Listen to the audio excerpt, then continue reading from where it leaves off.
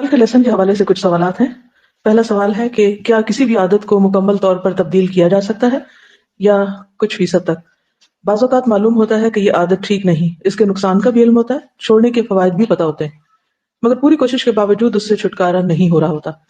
دعا بھی مانگ رہے ہوتے ہیں، عادت سے دل بھی تنگ ہوتا ہے، ایک حد تک اس کو چھوڑا بھی جاتا ہے مگر مکمل چھٹکارا نہیں ملتا، پھر اس کا ارتکاب ہو جاتا ہے. ایسی عادات کو چھوڑنے کے لیے مزید رہنمائی کریں. یہ بات درست ہے کہ بعض اوقات ہم ایک راستے پہ چلتے ہیں، کچھ دیر چلتے رہتے ہیں لیکن پھر گر جاتے ہیں، پھر دوبارہ اٹھتے ہیں، پھر دوبارہ چلنے لگتے ہیں، پھر گر جاتے ہیں، پھر اسی طرح ہو جاتا ہے. لیکن اگر آپ چلنا نہ چھوڑیں تو ایک دن آپ پل پار کر جاتے ہیں، مکمل طور پر چھٹکارا ہو جاتا ہے. تو اس کے لیے ٹائم لگتا ہے اور کچھ کوششیں کرنی پڑتی ہیں اور مسلسل کوششیں. تو پہلی بات یہ یاد رکھیں کہ ہر چیز کا ایک وقت ہوتا ہے. ایک بری عادت کو چھوڑنے کے بعد اس کو ایک اچھی عادت سے ریپلیس کرنا بھی ضروری ہوتا ہے تاکہ وہ خلا پر ہو جائے. اور پھر انسان کو ایک نئے طریقے پر چلنے کے لیے مختلف چیزوں کی ضرورت ہوتی ہے، اس کو گرو کرنا پڑتا ہے اور اس میں کچھ ٹائم لگتا ہے کہ وہ نئی چیزیں میچور ہونے میں ٹائم لگتا ہے. اوور نائٹ چینج نہیں آتا، اور اگر آتا بھی ہے تو وہ پائیدار نہیں ہوتا، اس میں بار بار انسان پلٹ جاتا ہے، پھر جاتا ہے. تو پہلی چیز تو یہ ہے کہ جب بھی آپ کسی بری عادت کو چھوڑیں تو اسے کسی نہ کسی نئی عادت سے ریپلیس کریں. دوسری بات یہ ہے کہ جیسے کل بھی مختلف طریقے بتائے گئے تھے، میں ان کو بھی دہرا دیتی ہوں، کچھ نئے ٹپس بھی دوں گی. کہ جب آپ عزم کر لیتے ہیں، ارادہ کر لیتے ہیں کہ یہ کام کرنا ہی کرنا ہے، تو اللہ کی مدد بھی ضرور آتی، اس میں پھر استقامت آ جاتی. تو کسی بھی کام یا کسی بھی چیز کو منزل تک پہنچنے کے لیے استقامت ضروری ہوتی، تسلسل کے ساتھ، لیکن ساتھ ہی کچھ طریقے بھی. اس میں سب سے پہلی بات تو یہ ہے کہ چینج ہمیشہ انکمفرٹیبل ہوتا ہے. کہا جاتا ہے کہ چینج از ڈیتھ. کسی بھی چیز کی تبدیلی کو ایکسپٹ کرنا ایک بہت ہی بھاری کام ہے، مشکل کام ہے، نفس پہ بھی بھاری ہوتا ہے، انسان کے ماحول پہ بھی، اور اس میں بہت قربانیاں کرنی پڑتی ہیں. اس لیے ایک وقت میں ایک ہی چیز کو لیں. مثلا ایک بری عادت ہے اور بہت ہی بری ہے یا حرام درجے کی برائی ہے، تو اس کو پوری طرح فوکس کریں. پھر یہ کہ اس کا بھی بریک ڈاؤن کر لیں، یعنی اس میں بھی سٹیپس رکھ لیں. آسان چیز سے شروع کریں، چھوٹی چیز سے شروع کریں، ایک دم بڑی چیز پہ نہ جائیں. مثلا اگر آپ نے ٹاپ آف دا ہل جانا ہے تو آپ کیا کریں گے؟ آپ اسٹریٹ اسٹیپ ایسے اوپر نہیں چڑھ سکتے. کیا کرتے ہیں؟ کبھی آپ اوپر چڑھتے ہیں اور کبھی آپ صرف ایک اور بہتر راستہ تلاش کرنے کے لیے رائٹ یا لیفٹ بھی جا رہے ہوتے ہیں، اور وہ مختلف طرح کی پگڈنڈیوں سے گزر کر تب آپ اوپر چڑھتے ہیں. اور پھر اگر آپ ایک دم سٹیپ سیدھا لینے کی کوشش کریں یا زیادہ اونچا ایک ہی دفعہ چڑھنے کی کوشش کریں تو بعض وقت واپس گر جاتے ہیں، مشکل ہوتا ہے. چھوٹے سٹیپس، بیبی سٹیپس، ایزی سے آغاز، تھوڑے سے آغاز، ایک چیز پر ایک وقت میں کام، اور پھر کم از کم اس کو 30 دن دیں. یعنی منیمم ٹائم ہے، لیکن اگر آپ 40 دیں گے تو انشاءاللہ وہ اندر جم جائے گی. ٹھیک ہے. پھر یہ کہ اپنی ان چیزوں کو لکھ کر بھی رکھیں اور پازیٹیو سینٹینسز بولیں. مجھے یہ کام کرنا ہے، مجھے یہ کام کرنا ہے، مجھے فلاں بری عادت چھوڑنی ہے، اس برائی سے مجھے نکلنا ہے اور میں نکل کر چھوڑوں گی. اور اس کو اپنی زبان سے بولا بھی کریں. یعنی دعا مانگنا تو اپنی جگہ، دعا بھی مانگ رہے کوشش کریں، لیکن پازیٹیو سٹروکس دیں اور منفی باتوں سے مکمل پرہیز کریں. اگر آپ گر گئے ہیں پھر تو یہ نہ کہیں میں یہ نہیں کر سکتی. ہمت نہیں ہارنی. وہ امیر تیمور کی مثال یاد ہے نا، جس نے ایک چیوٹی کو دیکھا تھا کہ وہ شاید 80 بار گری تھی لیکن بالآخر وہ چڑھ گئی اوپر جہاں اس نے چڑھنا تھا. تو ہم بھی ہو سکتا ہے کہ 80 بار گرے اس راستے پہ چلتے ہوئے، لیکن چونکہ کوئی اور آلٹرنیٹ ہے نہیں، کیونکہ کچھ غلط کام ایسے ہیں کہ جن کو ہر قیمت پہ چھوڑ دینا چاہیے. جس شروع میں بات ہوئی تھی کہ کچھ خواہشات ایسی ہوتی ہیں، کچھ انسان کے اندیشے ایسے ہوتے ہیں کہ وہ برائیوں کو چھوڑ نہیں پاتا. مثلا حرام مال، اگر کسی کو پتا ہے کہ وہ حرام مال کما رہا ہے اور اس کے اندر گلٹ بھی ہے اور اس کو چھوڑنا بھی چاہتا ہے لیکن کیوں نہیں چھوڑ پاتا؟ ایک تو خواہشات نہیں چھوڑنے دیتی کہ اگر یہ فلاں جاب چھوڑ دی یا فلاں بزنس چھوڑ دیا یا بزنس میں ملاوٹ چھوڑ دی. مثلا جو لوگ گیس بیچتے ہیں یا پیٹرول وغیرہ بیچتے ہیں، سب کو پتا ہے کتنی کتنی ملاوٹ ہوتی ہے، اور کچھ لوگوں کا جب ضمیر جاگتا ہے اور اس سے نکلنا بھی چاہتے ہیں، لیکن کیا چیز روکتی؟ ایک طرف خواہشات کی آمدنی کم ہو جائے گی تو فلاں فلاں چیزیں پھر زندگی سے نکالنی پڑے گی، اور دوسری طرف اندیشے کہ پھر ہمارا بنے گا کیا اور ہم کہیں لاس میں نہ چلے جائیں، پیچھے نہ رہ جائیں، سبھی تو یہی کر رہے ہیں. تو کوشش کے باوجود بھی اس سے باہر نہیں آ پاتے. لیکن اگر وہ پکا ارادہ کر لیں اور کرنا چاہیں تو ایک نئی مثال بھی قائم کر سکتے ہیں، جو کہ اگرچہ مشکل ہے، ناممکن نہیں. تو کرنے کے کاموں کو ہمیشہ لکھیں کہ یہ مجھے کرنا ہے اور ان کو دہرائیں اور اس کا پلان آف ایکشن بھی تیار کریں. مثلا اگر کسی نے حرام کاروبار سے نکلنا ہے تو اس میں وہ طے کر لے کہ میں اتنے سے میں یہ کر لوں گا، پھر یہ فلاں فلاں قرضہ ادا کرنا ہے، یہ اس سے نکل آؤں. تو اپنے لیے ڈیڈ لائن رکھ لے کہ اس وقت تک مجھے اس سے پوری طرح باہر آنا ہے. اگر وہ یہ کہے گا کہ میں ایک ہی دن میں پیٹرول پمپ بند کر کے چابیاں لے کے گھر بیٹھ جاؤں کہ یہ حرام کام ہے، تو یہ نہیں کر پائے گا، ہو نہیں سکتا، پاسبل نہیں. آپ کو معلوم ہے کہ شراب کے حرام ہونے میں ٹائم لگا تھا. سود بالکل آخر میں جا کے مکمل طور پر ختم کیا گیا تھا. تو کچھ کام ہوتے ہیں وہ جلدی ہو جاتے ہیں، لیکن کچھ بیماریاں ایسی ہوتی ہیں جن کی جڑیں دور دور تک پھیلی ہوتی ہیں، ان سے نکلنا بہت مشکل کام ہوتا ہے. پھر یہ ہے کہ یہ بھی دیکھیں کہ کیا رکاوٹیں آ رہی ہیں کسی بھی عادت میں. ٹھیک ہے، بری عادت کے چھوڑنے میں رکاوٹیں کیا آ رہی ہیں، یا اچھی عادت کے اپنانے میں کیا رکاوٹیں آ رہی ہیں، ان رکاوٹوں کا اچھی طرح جائزہ لیں اور ان کو ختم کرنے کی کوشش کریں. پھر یہ کہ وقتاً فوقتاً کچھ ٹیمپٹیشنز آ جاتی ہیں بیچ میں، وہ بھی انسان کو پھر پھسلا دیتی ہیں، ان کو بھی نوٹ کر کے رکھیں. مثلا آپ نے عہد کیا کہ میں نے کسی کے ساتھ بدتمیزی سے بات نہیں کرنی. مثلا آپ کے گھر میں ہی جیسے ہسبینڈ وائف کا ریلیشن ہے، بچوں کے اوپر چیختے چلاتے ہیں آپ یا کوئی بھی چیز، اور آپ دیکھتے ہیں کہ ان کے اوپر یا گھر کے پورے ماحول کے اوپر اثر انداز ہو رہا ہے، اور آپ اپنے ساتھ پرامس بھی کرتے ہیں اور اپنے آپ کو سمجھاتے بھی ہیں اور بہت کچھ کرتے ہیں، لیکن اچانک پھر آپ کو کروٹتے ہیں. تو اب آپ ضرور جائزہ لیں، انالائز کریں کہ کیا ہوا تھا، کیا میں بھول گئی تھی، وہ پھسلن کون سی تھی، کس وجہ سے ایسا ہوا، اپنے اندر کی رکاوٹ کیا تھی، باہر کی رکاوٹ کیا تھی، اندر کی ٹیمپٹیشن کیا تھی، باہر کی ٹیمپٹیشن کیا تھی. تو جب بھی آپ ناکام ہو تو ناکامی کی وجوہات جانیں، اسباب جانیں. پھر اس کے بعد یہ ہے کہ کچھ فائر والز لگائیں. فائر والز کیا ہوتی ہیں؟ کمپیوٹر پہ وائرسز کو کنٹرول کرتی ہیں نا، کچھ چیزوں کو ڈاؤن لوڈ نہیں ہونے دیتی. ٹھیک، تو وہ کون سی چیزیں ہیں، وہ کون سے رکھنے ہیں، وہ کون سی جگہ کھلی ہیں کہ جہاں سے ایسی چیزیں اندر آ جاتی ہیں، چاہے وہ دل کے اندر ہیں یا باہر ماحول میں ہیں، کہ جو آپ کو پھر اس رستے پہ لے جاتے ہیں. رستے بند کریں، وہ سد ذرائع جس کو کہتے ہیں. مثلاً ان میں کون کون ہو سکتے ہیں؟ خود آپ کے دوست ہو سکتے ہیں کہ جو آپ سے مخصوص قسم کی ہی گفتگو کرتے ہیں، باتیں کرتے ہیں، اور پھر آپ ریئیکشن میں وہ کہہ جاتے ہیں. ہوئی بعض اوقات ایسا ہوتا ہے نا کہ کسی خاص شخص سے آپ بات کریں، اس کو غلط بیانی کی عادت ہے، یا اس کو غیبت کی عادت ہے، یا اس کو ٹانٹ کرنے کی عادت ہے، تو انکانشیسلی آپ بھی ٹانٹنگ وے میں بولنا شروع کر دیتے ہیں، یا آپ بھی اس کی ہاں میں ہاں ملانے لگتے ہیں، یا وہی کام کرنے لگتے ہیں. تو بیرونی پریشرز کو قبول نہ کریں.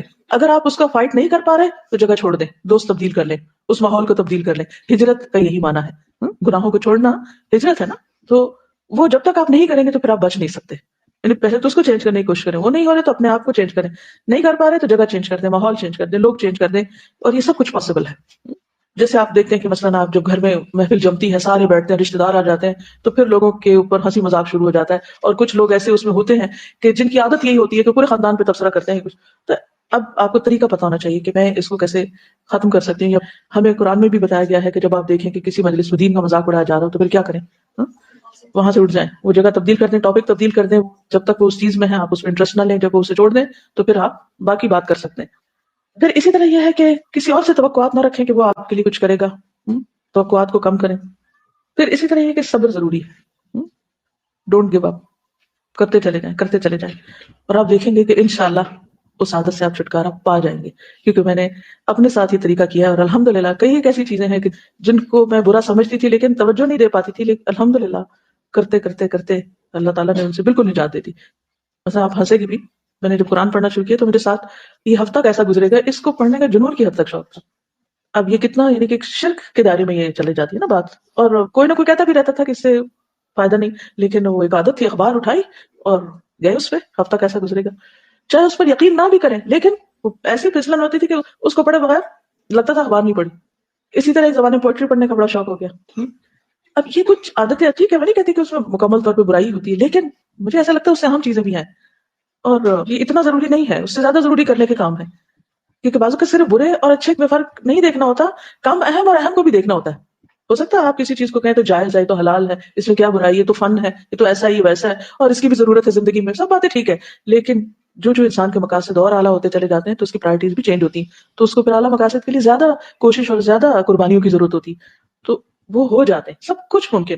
یعنی اپنے تجربے میں نے یہ دیکھا کہ سب کچھ ممکن ہے اگر ہماری نیت واقعی سچی ہو جائے، عزم اور ارادہ ہو جائے، ہم یکسو ہو جائیں. جیسے ابراہیم علیہ السلام کی بار بار جو صفت قرآن مجید میں آتی ہے، حنیف و مسلمہ، یکسوئی کی بھی ضرورت ہوتی ہے، فوکس کی ضرورت ہوتی ہے.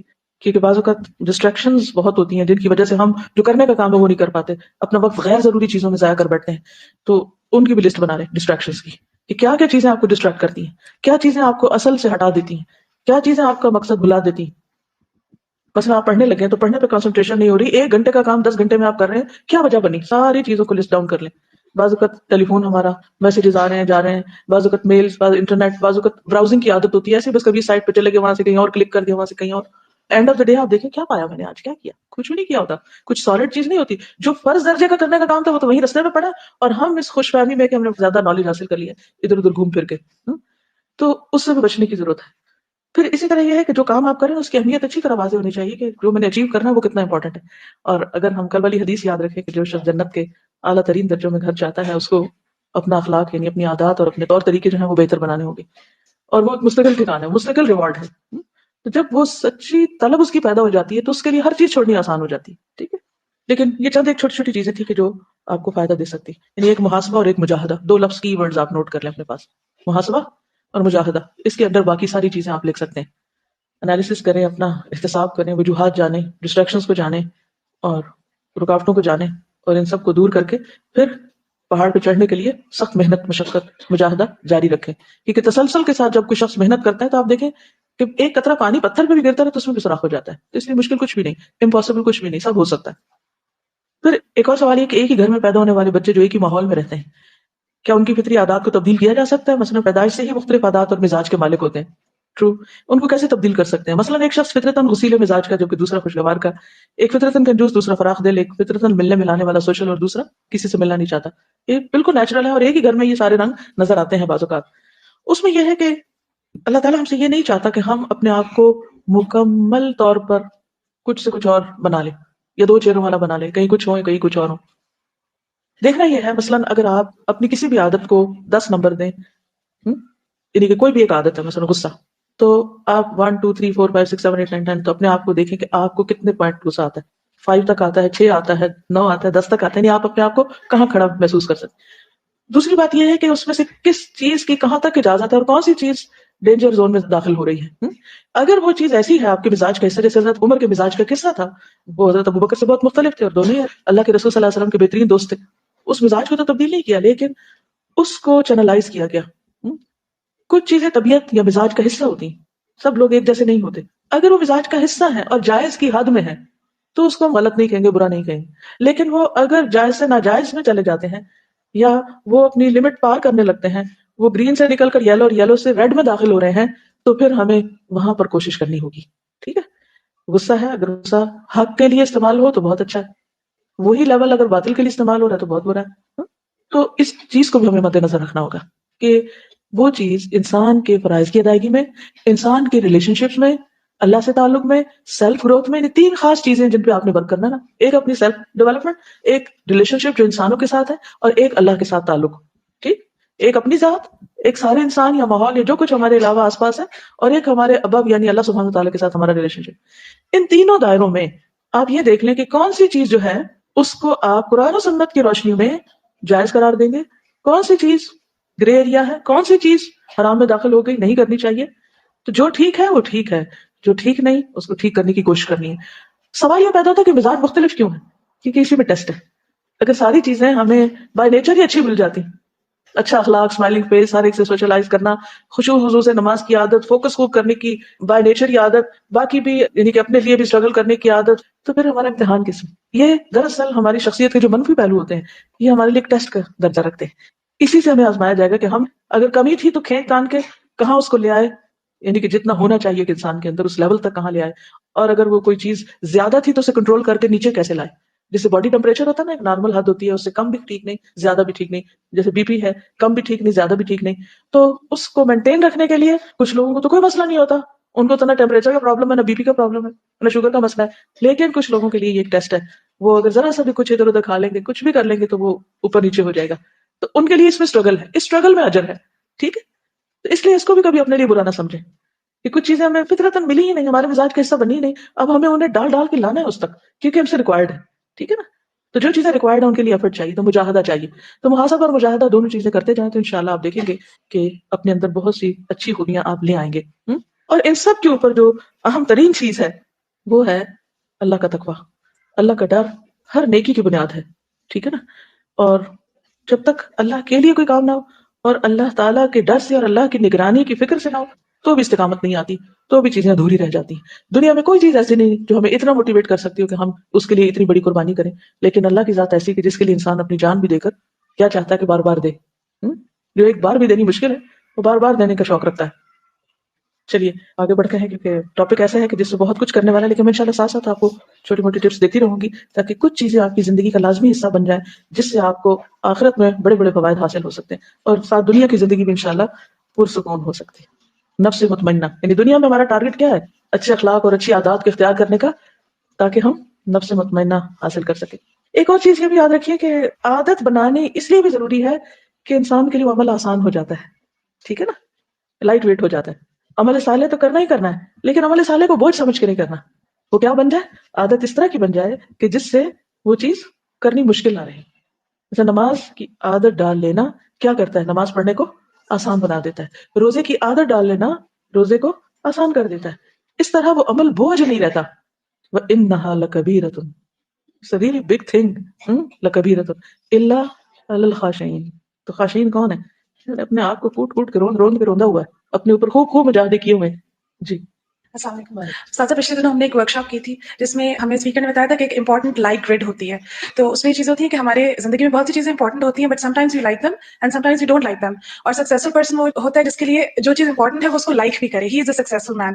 تو اس کا میں نے طریقہ وہی بتایا تھا جس طرح آپ نے گائڈ کیا, تو میں اس کو ریلیٹ کری تھی کہ انہوں نے کہا کہ ایسے ٹریگرز ہم اپنی امپورٹنٹ چیزوں میں لائیں جو ہم کو اسے لائک بھی کرائے نا. مثلاً اگر ہم واک نہیں کرتے تو choose a good companion for the walk, اور choose a good place for walk, stuff like that. تو آپ پھر وہ کرنا شروع ہو جائیں گے. آپ کو نماز نہیں اچھی لگتی تو اچھی جانماز کا انتظام کریں یا سجدے کی جگہ خوشبو لگائیں. تو میں نے یہ بات بہت سیکھی اور اس پہ عمل کرنے کی کوشش کی, تو it help me very much. بالکل بالکل صحیح ہے. یعنی ماحول کی تبدیلی سے اور مختلف چیزوں کے جو موٹیویشنل فیکٹرز ہوتے ہیں وہ آپ کے عمل کو بہت آسان کر دیتے ہیں. ٹھیک ہے. اور پھر آپ دیکھیے کہ اچھی عادات عمل کو آسان کر دیں گی, اور اچھا عمل جب عادت بن جائے گا تو لائف لانگ ہوگا, اس میں استقامت آئے گی. لیکن یہ ہوگا جب ہم ڈیلی بیسس پر اس کو کرتے چلے جائیں گے. ٹھیک ہے. یہ کسی نے لکھا ہے, میری جو ایک بہت بری عادت تھی وہ چلتے ہوئے کچھ نہ کچھ کھانے کی. ان کو پتا ہے کہ یہ اچھی عادت نہیں. کل میں نے چلتے ہوئے اللہ کے خوف سے اس عادت کو چھوڑ دیا. میرا دل بہت مطمئن ہو گیا. پھر میں سوچ رہی تھی کہ میں بہت زیادہ کھاتی ہوں, میرے اندر صبر کیسے آئے گا. میرے ہاتھ میں بسکٹ ہے, بھوک بھی لگی ہوئی ہے, مگر اللہ تعالیٰ نے صبر اتنا دیا کہ میں نے اپنی بھوک پر بھی کنٹرول کر لیا. تو وہی بات ہوئی کہ اگر کوئی ٹریگر ایسا ہے, ایک بڑا ریوارڈ آگے نظر آ رہا ہے, تو پھر انسان کو چھوٹی چھوٹی چیزوں کو چھوڑ دینے میں کوئی مشکل نہیں ہوتی. جیسے ایک صحابی نے, جب انہیں بتایا گیا کہ شہید ہوں گے تو جنت میں جائیں گے, تو انہوں نے کیا کیا, جو مٹھی میں کھجوریں پکڑی ہوئی تھی وہ پھینک دی. کھجوریں جو کھا رہے تھے وہ پھینک دی. انہوں نے کہا کہ اس میں بھی دیر لگ جائے گی. تو کون سی چیز آپ کے ہاتھ کی کھجوریں چھڑوا سکتی, کوئی بڑا ریوارڈ. تو جب وہ سامنے ہوگا, اور بڑے ریوارڈ میں کیا ہے کہ اللہ راضی ہو جائے گا, تو اس خوشی کو محسوس کرتے ہی آپ کے لیے ہر چیز آسان ہو جائے گی. کیونکہ نماز کے لیے آسانی میں بھی کیا آتا ہے کہ انها لکبیرۃ الا علی الخاشعین الذین یظنون انہم ملاقو ربہم. یہ جو اللہ کی ملاقات کا یقین ہے, ہمارے اندر وہ یقین نہیں ہے. بلیو می, بچپن سے ہم سوچتے ہیں بس وہ قیامت کا دن ہے, وہ ساری بھیڑ اکٹھی ہوگی, اور پھر وہ حضور صلی اللہ علیہ وسلم کی شفاعت ہو جائے گی, اور پھر سارے لوگ بس پتہ نہیں کیسے جنت میں پہنچ جائیں گے کیونکہ لا الہ الا اللہ پڑھ. اتنے عجیب و غریب قسم کے ہمارے عقائد ہیں, اور ایسی عجیب و غریب قسم کی سوچیں ہیں کہ جس میں وہ یقین کا پہلو ناپید ہے. تو اب نماز کس کی اچھی ہو سکتی, کون خوشو خضو میں کامیاب ہو سکتا ہے؟ جس کو یہ یقین ہوگا کہ اللہ سے ملاقات کرنی ہے. تو یہ ملاقات کی پریکٹس ہو رہی ہے, میں اس وقت بھی اللہ سے ملاقات میں ہوں, بات میں ہوں, اس کے لیے آسان ہو جائے گا. تو کوئی ریوارڈ سامنے ہوگا تو عمل بھی آسان ہو جائے گا.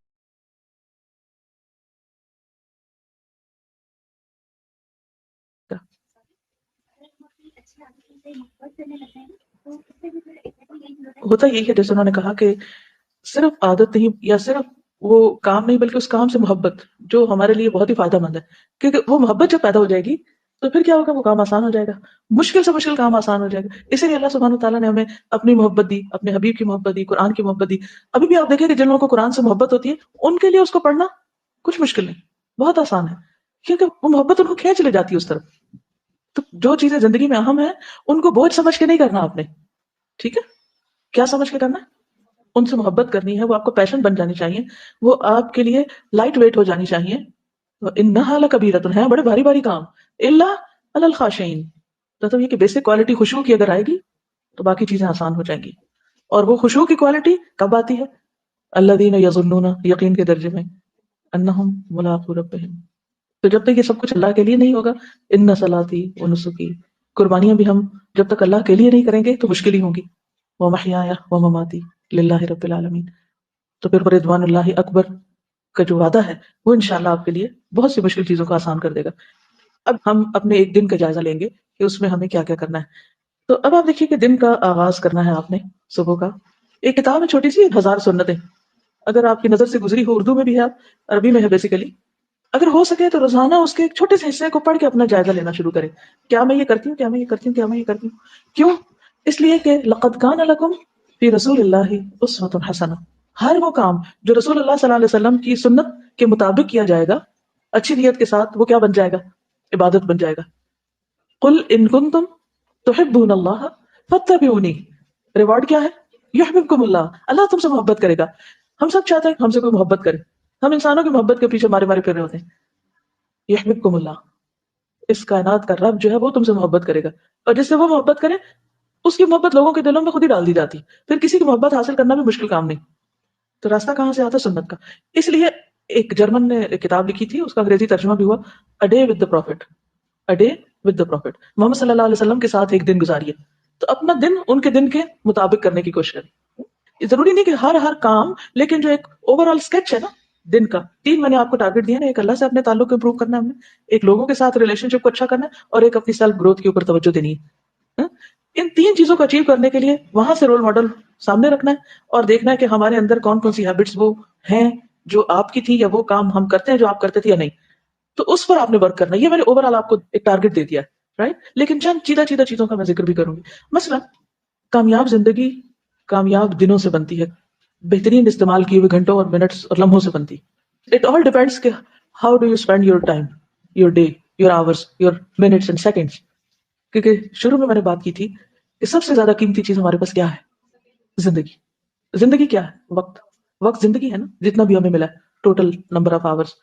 تو اس کی کامیابی کا انحصار کس چیز پر ہے کہ آپ ان آورس کو, ان منٹس کو کس طرح گزارتے ہیں. اگر ہم اس کے مختلف حصے کر لیں, اس کا بریک ڈاؤن کر لیں, تو اپنی زندگی کو ایک دن سمجھے مثلا کہ اپنا ایک دن کیسے گزارتے ہیں. کامیاب انسان وہ ہے جس کا آغاز بھی اچھا ہو اور جس کا انجام بھی اچھا ہو. تو دن کے آغاز اور انجام پر خاص طور پر نظر رکھیے, کیونکہ جب آپ صحیح ڈائریکشن پر اپنی گاڑی لے چلتے ہیں نا تو انشاءاللہ صحیح منزل تک بھی پہنچ جائیں گے. لیکن اگر آپ نے ٹیک آف ہی غلط کیا ہے تو پھر آپ اپنے اصل منزل یا مقصود یا مطلوب جگہ تک نہیں پہنچ سکتے. ٹھیک ہے. تو کسی نے کہا تھا کہ اگر آپ کے صبح کے معمولات ٹھیک ہو گئے تو آپ کی ساری زندگی ٹھیک ہو جائے گی. اگر آپ نے اپنے دن کا آغاز بہترین کر لیا تو آپ کی پوری زندگی بہترین ہو جائے گی. یعنی life starts with the first part of the day. اب جس دن ہم پیدا ہو گئے وہ تو ہو گئے, وہ ہماری زندگی کا پہلا دن ہمیں نہیں پتا, وہ تو ایک لاشعوری سی کیفیت میں گزر گیا, کوئی ہمیں بتایا بھی تو فائدہ کچھ نہیں. لیکن اب ہم اپنی زندگی کا سٹارٹ کہاں سے لیں؟ کہاں سے لیں؟ صبح سے. صبح کے وقت کیا سوچیں؟ ہماری آج زندگی شروع ہو رہی ہے, اور پھر اس کی روشنی میں محاسبہ کر لیں اپنا کہ آپ کی صبح کیسے ہوتی ہے, آپ کی صبح کب ہوتی ہے, آپ صبح کے اس وقت کو کتنا کیش کرتے ہیں, آپ کی صبح کا وقت کس کام میں استعمال ہوتا ہے. زندگی سے آغاز ہوتا ہے یا موت سے آغاز کرتے ہیں؟ پتہ ہے میں موت کس کو کہہ رہی ہوں؟ جی, آغاز کہاں سے ہو رہا ہے؟ باقی سب اس کے تابع ہے. That is the most productive part of your day. اس کے بارے میں نبی صلی اللہ علیہ وسلم نے کیا فرمایا تھا؟ دعا دی تھی کیا؟ اللہم بارک لامتی فی بکورہا, اے اللہ میری امت کی صبح میں برکت ڈال دے. ٹھیک. خوش قسمت ہے وہ جن کی صبح کا آغاز تہجد سے ہوتا ہے. لیکن اگر آپ اس ہائیسٹ لیول پر نہیں بھی تو فرض کے درجے میں تو ہونا ہی ہونا ہے. اور فرض کا درجہ کیا ہے؟ فجر کی نماز. اب اگر عادت نہیں فجر کی نماز کی یا تہجد کی تو کون سی ڈرل کریں گے, کون سی ایکسرسائز کریں گے؟ فائدے اور نقصان والی, رائٹ. کیا فائدے ہیں اور کیا نقصان ہے, کیا حاصل کرتے ہیں, کیا لوز کرتے ہیں, دونوں کا کمپیریزن کرے, اپنے لیے خود لکھے کہ اگر میں 4 بجے اٹھوں تو کیا فائدے ہیں, اور اگر میں 8 بجے اٹھتی ہوں تو کیا نقصان ہے. ٹھیک, یا کیا فائدے ہیں؟ فائدہ تو اس میں ایک ہی ہے, بس مزے کر رہے ہیں, سو رہے ہیں, آرام کر رہے ہیں, اس کے علاوہ اور کیا فائدہ ہے. ٹھیک ہے.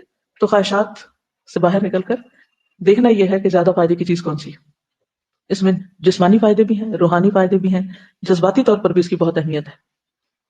اس کے بعد کیا ہونا چاہیے؟ نماز کے فوراً بعد ادبار السجود کیا ہونا چاہیے؟ سجدوں کے بعد بھی دعائیں, اذکار صبح شام کے جو ہم پڑھتے ہیں. پھر کیا ہونا چاہیے؟ تلاوت قرآن. تلاوت قرآن آپ واک کرتے ہوئے بھی کر سکتے ہیں اور بیٹھ کے بھی کر سکتے ہیں. پھر کیا ہونا چاہیے؟ ایکسرسائز. ایکسرسائز میں موسم کے حساب سے آپ باہر اور اندر دونوں میں سے کسی چیز کا انتخاب کر سکتے ہیں. اگر باہر نہیں نکل سکتے, گھر ایسی جگہ ہے کہ باہر ہے ہی کچھ نہیں, ہے ہی اندر ہی اندر, تو پھر آپ کیا انڈور ایکسرسائز کے طریقے جانیے. کوئی بھی چیز مشکل نہیں, امپاسبل نہیں. آپ کو پراپر طریقے سے اسٹریچز کرنا آنے چاہیے. فلور کی ایکسرسائز آنی چاہیے کہ اگر آپ کہتے ہیں میرے پاس کچھ بھی نہیں, کوئی کمرہ خالی نہیں, کچھ نہیں, لیکن جس جائے نماز پہ آپ نے نماز پڑھی ہے اتنی جگہ تو مل جائے گی نا آپ کو. تو اتنی جگہ میں کیا ایکسرسائز ہو سکتی ہیں وہ کرنا چاہ لیں. پھر 2 چیزوں کو کمبائن بھی کر سکتے ہیں, بس اسٹریچز اور صبح شام کی دعائیں یہ آپ دونوں ایک وقت میں کر سکتے ہیں اگر وقت کم ہے. ٹھیک ہے. اگر ایکسرسائز کا اس وقت نہیں ٹائم کہ آپ کو بچوں کو اسکول بھیجنا ہے یا کچھ اور کام کرنے تو پھر فوری طور پر آپ ساتھ کیا کر سکتے ہیں؟ آپ کچن میں کام کرتے ہوئے بھی صبح شام کے اذکار کر سکتے ہیں، لیکن آپ نے ان کو چھوڑنا نہیں. اگر آپ تلاوت نہیں کر پا رہے کسی وجہ سے، مثلا بچے کی پیدائش کے بعد، پیریڈز کے دنوں میں، مثلا آپ بیمار ہو گئے ہیں، آپ قرآن مجید کھول کے لاؤڈلی نہیں پڑھ پا رہے، تو کیا پڑھیں نا، چھٹی. آلٹرنیٹ کیا ہے؟ کیسٹ پلیئر، سی ڈیز، موبائل، IVR، کہیں سے بھی آپ، اب تو ہر جگہ اویلیبل ہے، یعنی کوئی عذر نہیں ہو سکتا. جہاں سے آپ کی تلاوت کی ریڈنگ چھٹی، آپ بک مارک لگا دیں، وہیں سے آپ لسننگ شروع کر دیں، اور لسننگ کرتے وقت اپنے اندر ہی اندر اس کو دہراتے رہیں. اور ایک چیز جو مجھے بہت فائدہ دیتی ہے لسننگ میں، وہ ہے، یہ بالکل سچ کہا جا رہا ہے. میں اپنے آپ کو ہر تھوڑی دیر کے بعد کہتی ہوں یہ بالکل سچی بات ہے، یہ بالکل سچ ہے، یہ بات ایسے ہی ہے، یہ ایسے ہی ہے، یہ ایسا ہونا ہے، یہ ایسے ہوا تھا، یعنی اکارڈنگلی اس کو میں جواب دیتی ہوں تاکہ ایکٹیو لسننگ ہو. ورنہ کیا ہوتا ہے، وہ کہیں بیچارہ کیسٹ پلیئر چل رہا ہے اور ہم ادھر باتیں کر رہے ہیں، کبھی کچھ کر رہے ہیں، کبھی کچھ کر رہے ہیں، دھیان ہی نہیں. تو اس میں توجہ کے لیے باتیں کریں اس سے، اس کے ساتھ انٹریکٹ کریں. یہ آلٹرنیٹ دے رہی ہوں، مین کورس نہیں ہے. ٹھیک ہے کہ آپ اسی پہ انحصار کر لیں. رائٹ. اچھا، پھر اذکار کے کیا فائدے، صبح شام کی دعاؤں کے کیا فائدے ہیں؟ عافیت ہے، حفاظت ہے، پروٹیکشن ہے، اور ایک اطمینان ہے کہ اب ہونا کچھ نہیں، بس میں اللہ کی حفاظت میں آ چکی ہوں. رائٹ. ورزش کے کیا فائدے ہیں، کرنے کے اور نہ کرنے کے؟ ہر عادت کے ساتھ وہی ڈرل کریں گے. اب آپ ساری ایک دن میں نہیں شروع کر سکتے چیزیں، ایک دن میں ایک کر لیں، اگلے میں اگلے، اگر ہو رہا ہے تو ٹھیک، اس کو تھوڑا اور بہتر بنا لیں. نیکسٹ ڈے کرتے کرتے کرتے یہ سارے ٹارگیٹس لکھ لیں. ان میں پھر آگے اسمال بریکس آتے ہیں ان کی مزید امپروومنٹ کے لیے. ویسے تہجد ہے، نبی صلی اللہ علیہ وسلم جب تہجد کے لیے اٹھتے تھے کیا پڑھتے تھے؟ ان فی خلق السماوات. آپ کو آتی ہے کہ نہیں؟ اگر نہیں آتی تو حفظ کرنا شروع کر دیں، اپنا ٹارگیٹ لکھ لیں کن آیات کو حفظ کرنا ہے. حفظ کرنے کے باوجود بھی نہیں ہے آپ کو ترتیب یاد رہتی، کوئی پرنٹ کر کے لکھ کے لگا لیں کہ اس وقت آپ دوہرا لیں. تہجد شروع کرتے ہیں تو دعا استفتاح کیا ہے؟ اللہم لک الحمد. اگر دعا یاد ہے تو ٹھیک، نہیں تو اپنا ٹارگیٹ لکھ لیں کہ مجھے یہ دعا یاد کرنے کی، کہ نبی صلی اللہ علیہ وسلم اس سے آغاز کرتے تھے. اسی طرح وہ جو 1000 سنتوں والی میں نے بات کی ہے نا، تو اس میں ایک ایک کو چھوٹے چھوٹے پہ ٹارگیٹ، یعنی سب ڈویژن ان کی کر لیں اور ان کو اپنے ساتھ کمپیریزن کرتے رہیے، مجھ میں ہے کہ نہیں، ہے کہ نہیں. کیونکہ ان کنتم تحبون اللہ، اللہ کی محبت کا دعویٰ ہے، فاتبعونی، تو پروفٹ کا اتباع کرنا ہوگا. تب کیا ملے گا؟ یحببکم اللہ ویغفر لکم ذنوبکم، گناہوں کی معافی بھی ہو جائے گی. ٹھیک ہے. تو یہ دو چیز ہم چاہتے ہیں کہ اللہ ہم سے محبت کرے اور گناہ معاف ہو جائے. پھر اس کے بعد یہ ہے کہ آپ کو اپنی فزیکل ہیلتھ کی طرف بھی توجہ دینی. ایکسرسائز کے علاوہ ناشتہ ضروری ہے، ٹھیک، لیکن ٹائم کس کے پاس ہے بیٹھ کے ناشتہ کریں. اب اس کا آلٹرنیٹ تلاش کریں کہ کیا کم وقت میں ہونے والا ناشتہ ہے. ضروری نہیں کہ آپ ایک پراٹھا بنائیں اور 7 مسالوں والی آملیٹ بنائیں اور پھر چائے کا دیگچا پکائیں اور پھر آپ آرام سے کئی کپ چائے پی کے پھر آپ اٹھیں یہ ناشتہ ہوا. یہ فارغ لوگ تو کر سکتے ہیں لیکن کام والے نہیں کر سکتے. پھر دیکھیں کہ نبی صلی اللہ علیہ وسلم کیا کرتے تھے. کیا کرتے تھے پتہ ہے؟ شہد ملا پانی پیتے تھے. اور جی اس کو بھی دیکھ لیں، اس پر ذرا ریسرچ کریں کہ کیا آپشنز ہو سکتی ہیں کوئک، ہیلدی اور مسنون ناشتے کی. ہم کیا کرتے ہیں، میدے والی بریڈ کھاتے ہیں جیم لگا کر. آپ کو پتا ہے اس کے نقصان دونوں چیزوں کے کیا ہیں؟ اور جن لوگوں کو بریڈ ملے وہ سمجھتے ہیں ہمارا تو ناشتہ ہی نہیں ہوا، اور پھر اٹھا لیتے ہیں اور راستے میں چلتے چلتے کھاتے جاتے کہتے ہیں ہم نے ناشتہ کر لیا ہے. وہ کون بتا رہا تھا اس دن مجھے کہ بچوں میں ہی جو شوگر کی بیماری عام ہو رہی ہے اس کی بنیادی وجہ کیا ہے؟ میدا کھانا. نبی صلی اللہ علیہ وسلم نے ساری زندگی نہیں کھایا. اب وہ صبح صبح جب میدا کھاتے ہیں تو اس کو ڈائجسٹ کرنے کے لیے کیا چاہیے ہوتا ہے؟ کیا نقصان ہے؟ انٹسٹائن میں چمٹ جاتا ہے اور کانسٹیپیشن ہو سکتی ہے اور اس سے بہت زیادہ مسئلے ہو سکتے ہیں. وہ تو سب بیماری کی جڑ. لبلبہ اس کو میں اچھا چونکہ کام کرنا فائبر پڑتا نہیں ہے. ہوتا اور یہ بالکل سافٹ ایک ایسی چیز ہوتی ہے جو ہمارے ڈائجسٹو سسٹم ہے اس کے لیے بھی نقصان دہ ہے، یعنی اس کی ایکٹیویٹی کے لیے اور اس میں جو سیکریشن سیکریٹ ہوتی ہے جب ہم فائبر والی چیز کھاتے ہیں، لائک جو کا دلیا کھائیں یا اس طرح کی چیز جس میں فائبر ہو، جیسے انچنا آٹا ہے، تو وہ زیادہ بہتر ہوگا ہمارے انٹسٹائنس کے لیے، میدے کے لیے، اور دوسری چیزوں کو ایبزارب کرنے میں بھی ہیلپ ہوتی ہے. بہرحال آپ کا اسائنمنٹ ہے کہ نبی صلی اللہ علیہ وسلم کا ناشتہ لکھ کر لائیں کیا تھا. ٹھیک ہے، اب پڑھیں جا کے کہیں. کچھ لوگ کہتے ہیں ہم ناشتہ کرتے ہی نہیں، عادت ہی نہیں. ناشتہ نہ کرنے کے نقصان کیا ہے پتہ ہے آپ کو؟ وہ بھی ذرا ڈھونڈے اور لکھیں. ناشتہ کرنے کے فائدے اور نہ کرنے کے نقصان کیا ہے، اور نبی صلی اللہ علیہ وسلم کا ناشتہ کیا تھا. ٹھیک ہے. پھر اس کے بعد آپ ٹریول کرتے ہیں گھر سے. آپ سب کی بات کر رہی ہوں، ہر ایک نہیں کرتا لیکن آپ لوگ پڑھنے کے لیے آتے ہیں یہاں. کس کی ٹریولنگ آدھے گھنٹے کی ہے ڈیلی آنے میں، کمیوٹنگ ٹائم؟ ماشاء اللہ بے شمار ہاتھ کھڑے ہیں. 1 گھنٹہ، اللہ اکبر. کتنے لوگ 1 گھنٹے کی ٹریولنگ سے آتے ہیں؟ 1.5 گھنٹہ، 1.5 بھی ہے. اوکے. اب آپ دیکھیے کہ صبح سویرے آپ 1.5 گھنٹہ ٹریول کر کے یہاں آ رہے ہیں، یا 1 گھنٹہ یا آدھا گھنٹہ یا 15 منٹ. تو آپ قریب سے آنے والوں کے بھی اشارے بند ہو تو لگ ہی جاتے ہیں. اس ٹائم کو کس طرح گزارتے ہیں اس کا جائزہ لیجیے. ٹھیک ہے. وہ موسٹ پروڈکٹیو ٹائم ہے جو ہمارا صرف دعا کھاتے گزر جاتا ہے. اسے ہم ضائع نہیں کر سکتے یہ سوچ کے کہ جی یہ تو ٹریولنگ ٹائم ہے ہم کیا کریں. بہت سے لوگ منہ بند کر کے بس ادھر ادھر دیکھتے رہتے ہیں. نہیں, اس ٹائم کو استعمال کرنا ہے ہمیں, ٹھیک ہے, اس کی بھی پلاننگ کرنی. کیا کیا کیا کر سکتے ہیں ہم اس میں. کچھ لوگ ریڈنگ کر سکتے ہیں, کچھ نہیں کر سکتے کیونکہ ان کا سر چکراتا ہے. اگر ریڈنگ نہیں کر سکتے تو لسننگ کر سکتے ہیں. یعنی پلاننگ کے ساتھ آپ کوئی لیکچر سیریز شروع کر سکتے ہیں سننے کی. اگر آپ پڑھ نہیں سکتے, قرآن پاک حفظ کر سکتے ہیں آپ.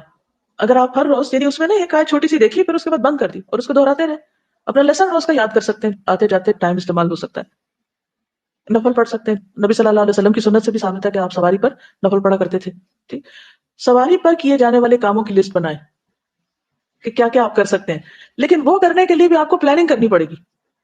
مثلا بہت پہلے ایک دفعہ ڈاکٹر غازی کے کسی بچے نے شاید قرآن پاک حفظ کیا تو انہوں نے انوائٹ کیا, تو ہم ان کے گھر پر تھے, تو انہوں نے کسی اسکالر کو, ایک اسپیکر کو لیکچر کے لیے بلایا جو کہ ختم قرآن کی تقریب تھی. تو اس پر جو بزرگ لیکچر دے رہے تھے انہوں نے کہا کہ مجھے ایک دفعہ یہاں سے شاید بہاول پور بائی ٹرین جانا تھا اور واپس آنا تھا, تو کہتے میں نے جانے اور آنے میں پورا قرآن ختم کر لیا. ٹھیک ہے, وہ ٹارگیٹ رکھ لیا کہ میں نے پورے سفر میں قرآن پڑھنا اور اتنے پارے جاتے ہوئے پڑھنے اور اتنے آتے ہوئے پڑھنے, اور کہتے میرا پورا ہو گیا. کل ہمیں بات کی تھی نا کہ اچھی عادات کے لیے پلان بھی کرنا پڑے گا, اچھے کام کرنے کے لیے پلان کر لیں کہ اتنے پارے کرنے ہیں. مثلا اگر آپ کا روزانہ کا ٹارگیٹ ہے کہ ایک پارا ختم کرنا ہے اور آپ کو سفر میں پڑھنے میں کوئی مشکل نہیں ہوتی تو آپ اس کو پڑھ سکتے ہیں. چونکہ ہر ایک کی عادت مختلف ہے, اپنی عادت, اپنے حالات, اپنی صحت کے مطابق اپنی پلاننگ کیجیے. میں اس لیے یہ سارے کام آپ پہ چھوڑتی ہوں کیونکہ آپ نے اپنی زندگی گزارنی ہے, آپ اپنے آپ کو زیادہ بہتر سمجھتے ہیں اور آپ کو خود اپنے لیے پلان کرنا آنا چاہیے.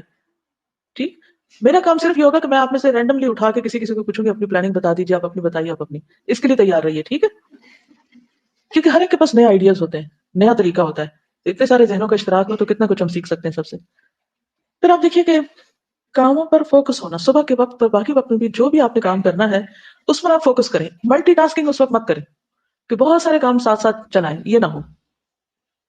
مثلاً آپ اپنا لیکچر پریپیئر کریں جیسے مجھے کرنا ہوتا ہے, تو اب اگر میں لیکچر پریپیئر کرتے ہوئے کبھی میل دیکھنے بیٹھ جاؤں, کبھی فون اٹھا لوں, کبھی کسی سے باتیں کرنے لگ جاؤں, کبھی کچھ کروں, تو وہ جو کام 10 منٹ میں ہونا ہے یا 15 منٹ میں ہونا ہے وہ تو گھنٹے ڈیڑھ میں جائے گا.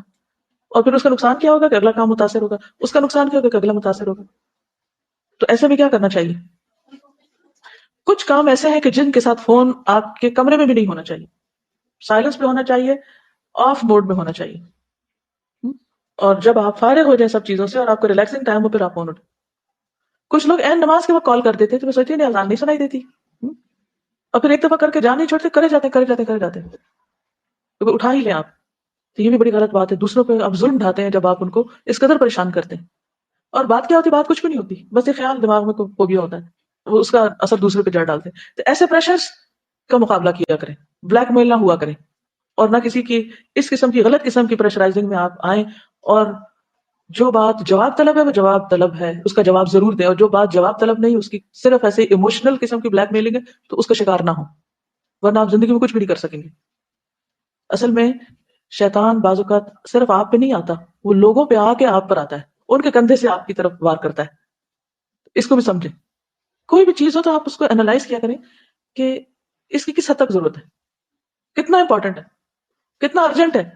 ٹھیک ہے نا, کچھ چیزیں امپورٹنٹ ہوتی ہیں مگر ہرگز ارجنٹ نہیں ہوتی, کچھ چیزیں ارجنٹ ہوتی ہیں مگر کوئی امپورٹنٹ نہیں ہوتی, خواہ مخواہ کی ایمرجنسی مچائی ہوئی ہوتی ہے لوگوں نے, حالانکہ اگر وہ اپنے وقت پہ بھی کیا جائے تو ہو سکتا ہے. پھر ایک اور چیز یہ ہے کہ سب سے اہم کام صبح کے وقت میں کریں, پرائم ٹائم میں, اور جن پر زیادہ دماغ نہیں لگتا وہ کام شام میں کریں. یہ کپڑے دھونے ہیں, کھانا پکانا ہے, صفائی کرنی ہے, اور اس طرح کی بہت ساری چیزیں ہیں, شفٹ کر دیں اس کام کو. پھر اسی طرح یہ ہے کہ اپنے دن کا جائزہ, پھر محاسبہ کہ آج کا دن میں نے کیسے گزارا ہے, ہر دن کا محاسبہ کریں کیونکہ وہ آپ کے اعمال نامے کا حصہ بنتا چلا جا رہا ہے. پھر ایک ویکلی محاسبہ ٹائم رکھیں کہ آپ نے جو کہا تھا کہ میں فجر کی نماز پڑھوں گی یا تہجد پڑھوں گی یا یہ دعا سیکھوں گی یا اور اس طرح کے ٹارگیٹ رکھے تو وہ کیے ہیں کہ نہیں کیے, اور اگر نہیں کیے تو کیوں نہیں کیے. جب تک آپ اپنا ہفتہ وارانہ جائزہ نہیں لیں گے اس وقت تک امپروو نہیں کر سکتے, آپ کی گروتھ نہیں ہو سکتی. جو کر چکے ہیں اس پہ کبھی راضی نہ ہو کہ میں نے یہ بہت کچھ کر لیا, ہمیشہ مزید کرنے کی تمنا رکھیں یا اس کو امپروو کرنے کی. کچھ چیزیں آپ کو اور کرنی چاہیے اور کچھ چیزیں آپ کو مزید امپروو کرنی چاہیے, ان کا بھی آپ کو پتا ہونا چاہیے, کیونکہ جس کا آج اس کے کل سے بہتر نہیں وہ ناکام ہوا. اسی طرح خاص طور پر اپنی سونے کی روٹین کا جائزہ لیں. کچھ لوگوں کو نیند نہ آنے کا پرابلم ہوتا ہے, اس کی وجہ جانیں. بعض اوقات ہم ایسی ڈائٹنگ کر رہے ہوتے ہیں, ایسی فوڈ کھا رہے ہوتے ہیں کہ اس کی وجہ سے نیند ختم ہو جاتی ہے. بعض اوقات کوئی بیماری ہو سکتی ہے, بعض اوقات آپ دن میں زیادہ سو گئے تو آپ کو رات کو نیند نہیں آتی. تو نیند کے مسنون اوقات کا بھی جائزہ لیں کہ سونے کے بارے میں نبی صلی اللہ علیہ وسلم کی سنتیں کیا ہیں. کس وقت کا سونا پسندیدہ ہے، کس وقت کا سونا مکروہ ہے، کس وقت کے سونے کو حماقت قرار دیا گیا. ٹھیک ہے، یہ سارے اوقات آپ کو معلوم ہونے چاہیے اور اسٹرکٹلی ان کی پابندی کریں. اپنے آپ کو عذر بہانے نہ دیں، اللہ کہ کوئی شدید بیماری ہو کہ آپ کو ہوش ہی نہ آ رہی، وہ الگ بات ہے. کیونکہ جب تک آپ کی نیند، سونے کی عادات درست نہیں ہوتی، اس وقت تک آپ کوئی بہت پروڈکٹیو کام نہیں کر سکتے.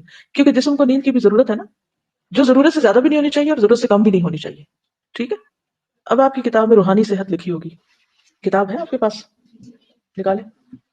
روحانی صحت کا بنیادی طور پر مطلب یہ ہے کہ انسان گناہ چھوڑ دے تاکہ اس کے دل کا اطمینان خراب نہ ہو. کیونکہ دل اگر مطمئن نہیں ہوتا اور دل کے اندر گلٹ ہے یا دل کے اندر بیماریاں ہیں، تو دل چونکہ ایک بیسک آرگن ہے جسم کا، وہ سارے جسم کو بیمار کر دیتا ہے. نبی صلی اللہ علیہ وسلم نے فرمایا بے شک جسم میں ایک گوشت کا ٹکڑا ہے، جب وہ درست ہوتا ہے تو سارا جسم درست ہو جاتا ہے، جب وہ خراب ہوتا ہے تو سارا جسم خراب ہو جاتا ہے. سنو، وہ ٹکڑا دل ہے. پھر قرآن مجید شفا ہے، اس کا پڑھنا بھی شفا ہے اور اس کے ذریعے علاج بھی کیا جاتا ہے. کیوں؟ اس کی دلیل کیا ہے؟ وَنُنَزِّلُ مِنَ الْقُرْآنِ مَا هُوَ شِفَاءٌ وَرَحْمَةٌ لِّلْمُؤْمِنِينَ. اور یہ عام بات ہے، اور ہم نے قرآن نازل کیا جو تمام مومنوں کے لیے شفا اور رحمت ہے. حضرت عائشہ سے مروی ہے کہ رسول اللہ صلی اللہ علیہ وسلم ایک مرتبہ ان کے پاس تشریف لائے تو دیکھا کہ ایک عورت عائشہ کو دم کر رہی ہے، تو آپ نے فرمایا عالجیہا بکتاب اللہ، اللہ کی کتاب یعنی قرآن مجید کے ساتھ اس کا علاج کرو. یعنی مریض کے پاس قرآن مجید پڑھ کے سنائیں، یا آپ خود پڑھیں، یا کوئی کیسٹ وغیرہ لگا دیں. ذہنی الجھنیں، اخلاقی بیماریاں، غصہ، حسد، کینہ، بدخواہی، تنگ نظری، تکبر، یہ سب روحانی صحت کی دشمن ہے. اس لیے ان تمام چیزوں کو اپنے اندر سے نکالنے کی کوشش کریں. تو ان میں سے ایک ایک چیز پر آپ نے ورک کرنا ہے. مثلا غصہ زیادہ آتا ہے تو بری عادت ہے، اس کو کس طرح دور کرنا ہے، شروع میں آپ کو کی پوائنٹس بتا چکی ہوں. ایک اور چیز جس کو آپ ذہن میں رکھیں کہ جو ایک کوئی بھی خاص برائی ہے نا آپ کے اندر، اس کے بارے میں مزید پڑھیں، ریسرچ کریں کہ اس کے کیا نقصان ہیں. کیونکہ جب انسان ان نقصانات کو دیکھتا ہے تو ڈر جاتا ہے، اور وہ ڈر انسان سے پھر وہ برائی چھڑا لیتا ہے. کہیں رسوائی کا ڈر ہوتا ہے، کہیں مال کے نقصان کا ڈر ہوتا ہے، کہیں عاقبت برباد ہونے کا ڈر ہوتا ہے، اور کہیں عاقبت سے زیادہ دنیا کی کئی اور چیزوں کے نقصان کا ڈر ہوتا ہے. تو جب وہ فوری نقصان اور ہمیشہ کے نقصان دونوں کو انسان سامنے رکھتا ہے تو یہ چیز انسان کو فائدہ دیتی ہے، بہت سی برائیاں چھوڑنے میں مدد دیتی ہے. ابن عباس کہتے ہیں کہ جو قرآن پڑھتا ہے وہ ارذل العمر کی طرف نہیں لوٹایا جاتا. اور یہ ایک بہت حقیقت پر مبنی بات ہے کہ کثرت سے قرآن کی تلاوت جو ہے وہ انسان کے ہوش و حواس کو، انسان کے جسمانی اعضاء کو، اور باقی جو انسان کی شخصیت اس سارے کو ایک طرح سے صحت عطا کرتا ہے. یعنی قرآن مجید صرف روحانی امراض کا علاج نہیں بلکہ وہ جسمانی امراض کا علاج بھی ہے. ایک اور روایت میں آتا ہے، ابن عباس سے روایت ہے، اور وہ اس آیت کی تفسیر کرتے ہوئے کہتے ہیں ثم رددناہ اسفل سافلین الا الذین آمنوا، پھر ہم نے اس کو پس ترین حالت کی طرف پلٹا دیا سوائے ان کے جو ایمان لائے. تو ابن عباس اس کی تفسیر کیا کرتے ہیں؟ فرمایا الذین قرأوا القرآن، سوائے ان لوگوں کے جنہوں نے قرآن پڑھا، یعنی جو کثرت سے قرآن کی تلاوت کرتے ہیں وہ اسفل سافلین کی طرف نہیں جاتے. پھر نماز اور صحت. نماز اگرچہ ہماری عبادت ہے لیکن اس کے جو فائدے ہیں ان میں سے ایک روحانی صحت ہے. قرآن مجید میں اللہ تعالیٰ فرماتے ہیں وَاسْتَعِینُوا بِالصَّبْرِ وَالصَّلَاةِ، صبر اور نماز کے ذریعے مدد چاہو، یعنی سارے غم، دکھ، پریشانیاں دور کرنے کے لیے بہترین نسخہ نماز ہے. تو آج کے لیے اتنا ہی کافی ہے. سبحانک اللہم و بحمدک، اشہد ان لا الہ الا انت، استغفرک و اتوب الیک. السلام علیکم و رحمۃ اللہ.